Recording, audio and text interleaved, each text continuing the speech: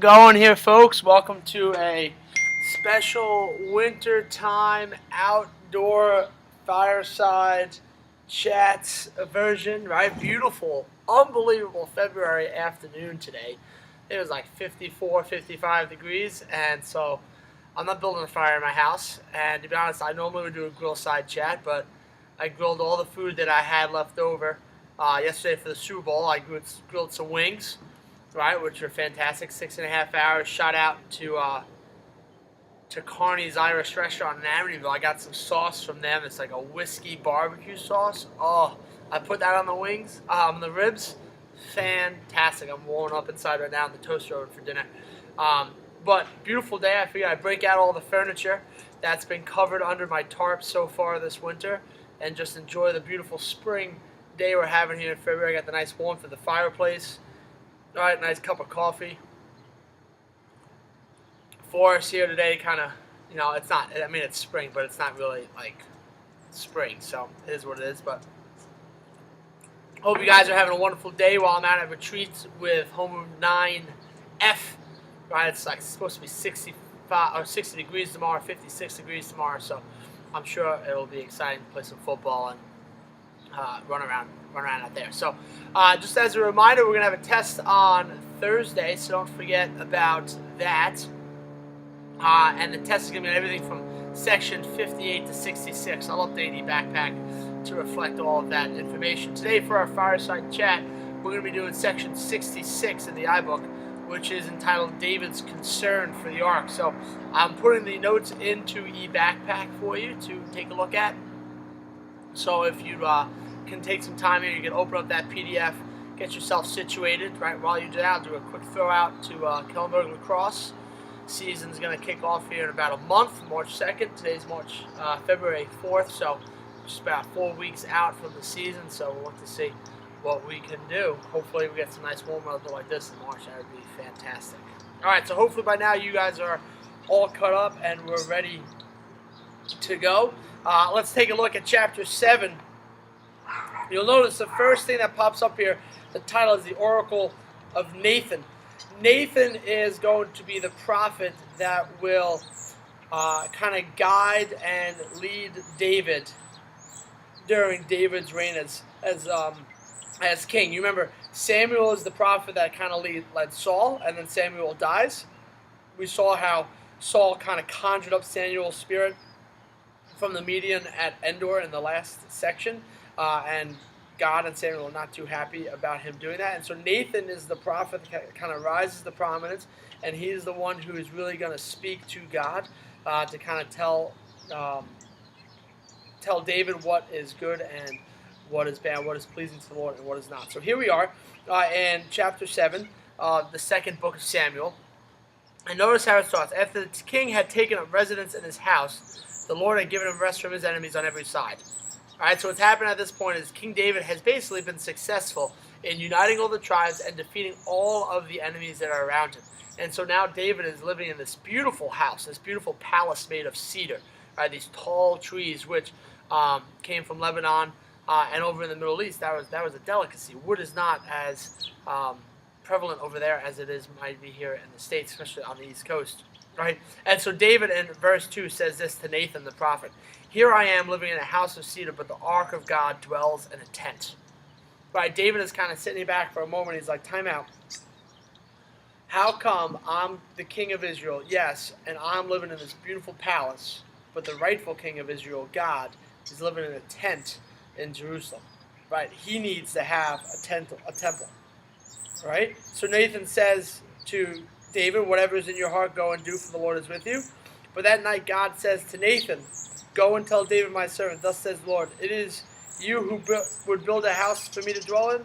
I have never dwelt in a house from the day I brought Israel up from Egypt to this day, but I have been going about in a tent or a tabernacle.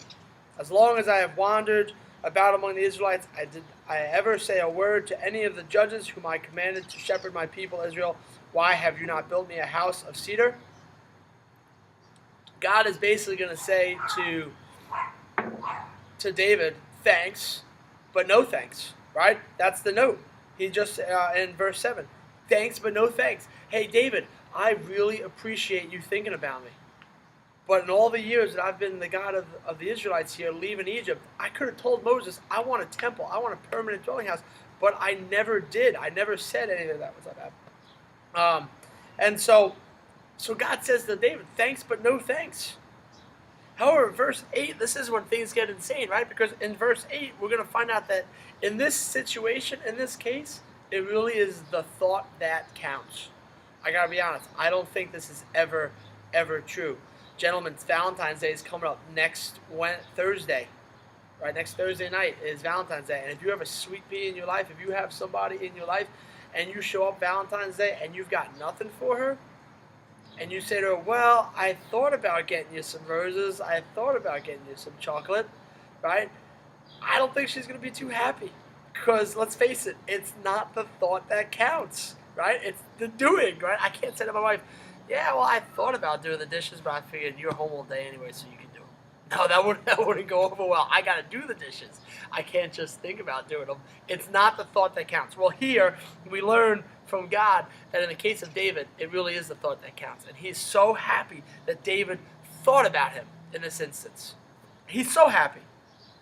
All right? And so God is going to say to him basically, David, not you, right? You're not going to build me this temple, but your son is going to build a temple for me. So we're in verse 13. He it is who will build a house for my name, and I will establish his royal throne forever. So notice that in verse 13, God or Nathan is going to tell David that his son Solomon is going to be the one who will build the temple. And more importantly, his throne will be established forever. The kingship of David will never end. Now, notice this, verse 14, I will be a father to him, and he shall be a son to me. Now, you start hearing father, God talk about, I'll be a father to him. We have never heard that before. We haven't heard God talk about fatherhood at all. And he will be a son to me. Who is the son of the Father? Jesus. Right? This is the messianic promise. Right? David here is going to receive the messianic promise. Your kingdom will last forever. That final king of David's line is Jesus. And he continues to rule forever. Jesus never died because he rose from the dead and ascended into heaven. He continues to reign for us in heaven. And so that kingship of David continues. Verse 15, I will not withdraw my favor from him as I withdrew it from Saul, who was before you. Once again, the promise that David's line will last forever. All right? And David's like, wow, God, thanks. That's fantastic. Right? Like, I didn't expect you to do that much. But he's really overjoyed by the whole situation. All right? And so if you turn the page, there's really not much going on in the next page. David is just so overtaken by God's generosity. Right? This is something I've experienced in my life. If you give God just a little bit, right, he gives you back so much more. Right? If you give him just a little bit of your time, you find that you'll have so much more time for the things that you want. You sacrifice a little bit of this here or there, God really repays you. And for God, sometimes, yeah, it is the thought that counts. God, I want to build this for you. And God says to David, no, I don't want you to build it for me. But because you even thought about building it for me, I'm going to bless you for all ages. All right? In the commentary, you can highlight, right, he promises that the Messiah will come from David's line. All right? Page 182 is just some of the different pictures, right, that's kind of summarized David's lifetime. His playing of the harp, the killing of Goliath, right, taking revenge on King Saul. And also, right, the Bathsheba incident, which we haven't quite yet covered. We'll do that in section 67 when I'm in class on Thursday. All right. If you turn the page now to section 185, page 184, excuse me, we're going to look at the Psalms. All right. The Psalms are these beautiful hymns in the Bible. There's 150 total Psalms in the Bible. And we don't know who wrote all of them, but most of them are attributed to have being written by King David. All right? And so if we look at it, right, you just want to put a note there that there are 150 Psalms total. Most are written by King David. And we as the church pray these Psalms every single day. Every day. A lot of the times the songs at Mass originate from a Psalm. Every time you go to Mass, there's the first reading, there's the responsorial psalm, then there's the second reading, and then there's the gospel. All right, and there are five different types of psalms, right? That you should know the 5 different types of psalms, and they are listed on page 184 in the scrolling sidebar there to the side. All right, so just to kind of list them, they are the hymns of praise and thanksgiving. Hymns are these psalms where we tell God how awesome He is and how much we thank Him for what He's given us. Right? There are psalms of lament and petition, right, where things in our life aren't going that well, and so now I'm going to sing the psalm to God, kind of like saying, like, why is this happening? I'm sad, and I'm going to ask Him for help. There are hymns of wisdom, which are insights into how to live according to God's law. Right? There are psalms of liturgical or worship psalms, which the church uses specifically for the liturgies of worship, and then there's the historical psalms. All right? So what I want to do is I just want to look at one of these psalms, Psalm 22, because this psalm really just is unbelievable. I'm getting a little cold now. I guess it's not quite spring, so I'm going to turn this up a little bit. There we go. Put that boy on high. Kick it out, baby. Propane. I know I'm cheating right now with the fire pit in the backyard, with the propane rather than the wood. I'm sorry for taking the easy way out, but in the summertime, it's just nice to click a button and have a fire. All right. Anyways, as I was saying, Psalm 22 on page 185. Notice how it starts. This is a psalm of petition. All right, which, if you remember, is also kind of a psalm of sadness, lament. Right? Some people also have talked about a psalm of praise, right, to God. So notice how it starts off. Verse 2, my God, why have you abandoned me? Anybody ever hear that before? Anybody ever hear that phrase, my God, why have you abandoned me? I'll give you a hint. This is a hint. Anyone getting it? Who's got it? All right, well, Jesus is hanging on the cross. One of the last 7 phrases that Jesus says in His life is, my God, why have you abandoned me? What is Jesus doing while He's on the cross? When He says that, yes, in the moment He is feeling as though God has kind of abandoned Him and left Him because of how much He suffered, and He feels as though God's not around. But in reality, what He's doing is He's quoting Psalm 22. Holy cow, right? And so He says this in front of all of the Jewish leaders. So Jesus hanging there on the cross, right? And here come the Jewish scribes, the leaders, the Pharisees, the priests, and He says to them, my God, why have you abandoned me? Why have you forsaken me? And they, being the good, educated Jewish leaders of the time, would have known that Jesus is referring, hey, Psalm 22, go look it up. Because it wasn't written down. People had these things memorized. They would say it daily, every day. And so all of a sudden they're like, whoa, boom, mind blown. Psalm 22. Let's read a little bit about what Psalm 22 actually says. Right? Verse 7. I am a worm, not a man, scorned by men, despised by the people. All who see me mock me. They curl their lips and jeer. They shake their heads at me. He relied on the Lord. Let Him deliver him. If He loves him, let Him rescue him. Well, you guys know the story with Jesus hanging on the cross? That's almost exactly what people are coming to say to Him and mocking Him while He's hanging there on the cross. He relied on the Lord. Let the Lord rescue him. I mean, this is unbelievable, right? I'm a worm, not a man, despised by the people. I mean, Jesus being crucified. Right, go on to verse 14. They open their mouths against me, lions that rend and roar. Like water, my life drains away. All my bones are disjointed. Right, he's bleeding from all the scourging and from the beatings. Right, his life is literally draining away from him, life water. His bones are disjointed. In order to get his hands into the holes on the cross, they would have had to dislocate his shoulder. Right, and I'm sure the beatings, the bruises that just from carrying the cross, he would have been extremely injured. Verse 16, as dry as a potsherd is my throat, my tongue cleaves to my palate. You lay me in the dust of the death. When Jesus is on the cross, one of the things He says is, I thirst, right? And He's like, like he hasn't drank in a while, and so they put a little bit of sour wine up on a sponge, and they dip it, and they bring it up to His mouth so He can drink because He's thirsty. verse 17 and 18. I mean, if you haven't got to the point where Jesus is basically talking about his passion now, using the psalm that was written 900 years earlier, let's just read verse 17 and 18. Dogs surround me, a pack of evildoers close into me. They have pierced my hands and my feet. If that's not talking about crucifixion, I don't know what is. I can count all my bones. Jesus was crucified naked, right? And when you're hanging in that state, you can count all my bones. They stare at me and gloat. They divide my garments among them.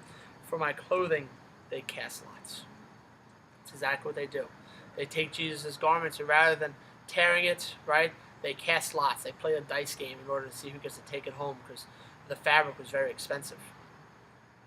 Verse 20, and I think this is when the whole thing changes, right? Jesus is undergoing terrible suffering here on the cross, and he starts to pray this psalm.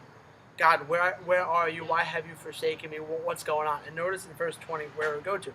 But you, Lord, do not stay far off. My strength, come quickly to help me. Deliver my soul from the sword, my life from the grip of the dog. Right? Verse 26, I will offer praise in the greatest assembly. My vows I will fulfill before those who fear him. It turns into a psalm of praise.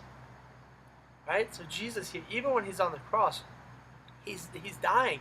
He's just undergone this terrible, painful suffering. And in his weakest moments, he offers this psalm of praise to God. If we can't get a lesson about what we are to do when we're suffering from that. I mean, in all things we do, no matter how hard our life is going, we must offer prayer of praise to God. All right?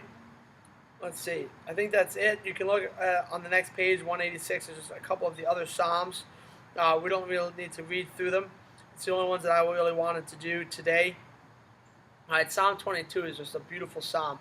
And to think that David writes that psalm 900 years earlier than Jesus, 1,000 years earlier than Jesus, is now hanging on the cross. And Jesus is going to proclaim that from the psalm. I mean, come on. Right? God, this is God's word. Right? Coincidence or God? I choose God. Every time. I choose God. All right? So that's what we have for you guys today in class, right? So we see David being assured that his kingdom will last forever. All right? And his son Solomon, not him, is going to be the one that builds the temple. All right? So as I said, your test on Thursday will be up to section 66, right? What we just did. We're not going to do the Bathsheba incident because that's a little bit longer. We'll do that another day, either Wednesday or Friday, depending on how we get that in class. I'll talk about this a little bit more in class on Wednesday, but Catholic Experience 1, or as Mr. O'Brien would put it, CE1, is open now for signups. It's our Catholic camp in the summertime that we have offered for.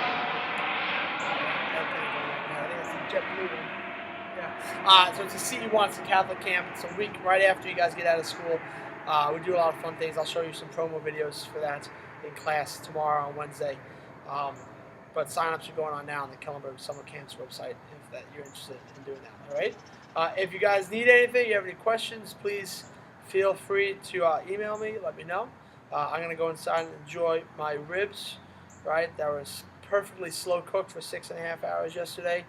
Right. Put on some Carney's from Amityville. Right. Carney's Irish Restaurant in Amityville. Some whiskey barbecue sauce. Delicious.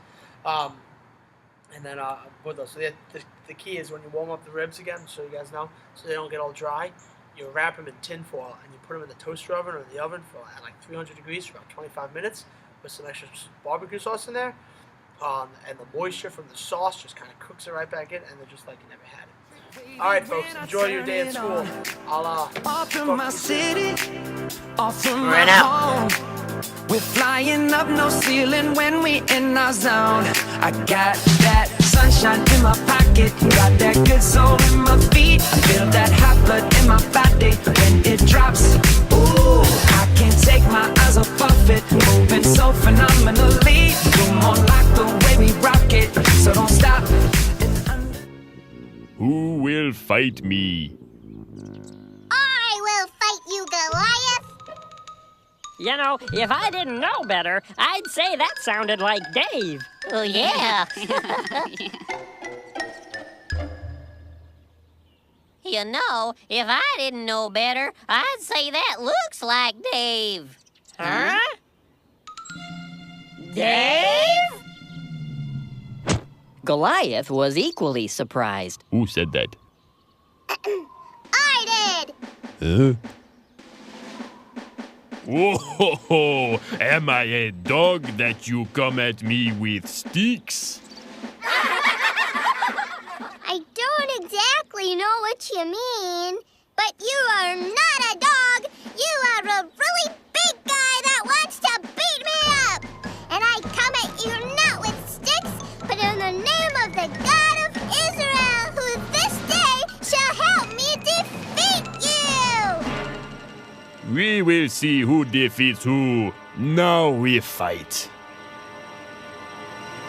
It's showtime!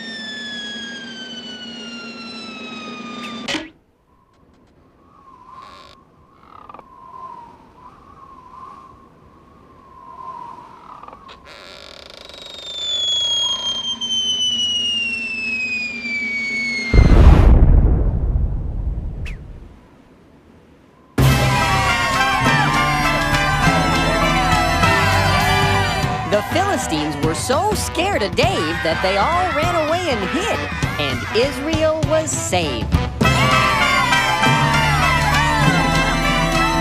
And that's the story of Dave, a really little guy who did a really big thing.